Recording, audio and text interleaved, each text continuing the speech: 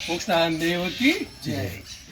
જળ એ જ જીવન છે। આજે જળ દિવસ હોવાથી વિશ્વ જળ દિવસ છે। તો અમે અમારા વિસનગર ઘરમાં 25 વર્ષ પહેલા બનાવેલો આ કૂવો અને આ કૂવાથી અમે અમારું આ 1 એકરથી મોટા બંગલાના લોન અને 1000 થી વધારે ઝાડને અમે આ વેસ્ટ પાણીમાંથી આ 1000 ઝાડ ઉછેર્યા છે। તો આપ પણ જો પણ સોસ કૂવાના પાણી આ રીતે મળતા હોય તો મ્યુનિસિપાલિટીનું પાણી ના બગાડીએ અને આવા કૂવાનું પાણીથી આવા બગીચા કરીએ।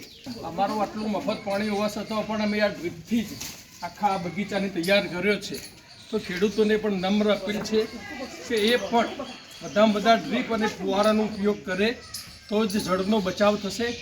CR પાટીલ સાહેબ છેલ્લા 2-3 વર્ષથી જળ બચાવવા માટે અથાગ પ્રયત્નો કરી રહ્યા છે। ગુજરાત સરકારે 2010માં સુફલામ સુફલામ ચાલુ કરીને લાખો તળાવોને અબજો લીટર પાણી રૂકતું કર્યું છે। અમે ઋષિવનમાં 35 ચેકડેમ બનાવ્યા અને આજે 18 વર્ષથી 1 ઇંચ પાણી પણ અમે નદીમાં નથી જવા દીધું। તો 10 લાખ ઝાડ આ ભેજના કારણે અમે કરી શક્યા છીએ। હું પણ છેલ્લા 15 વર્ષથી 1 ડોલ પાણીથી નવ છું।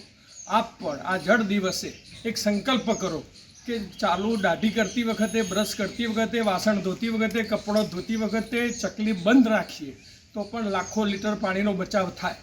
આજે હું સરકારને એક વિનંતી કરું છું કે દરેક ઘરે જો મીટર લગાવવામાં આવે તો 25% પાણીનો એના હાથે બચાવ થઈ જાય।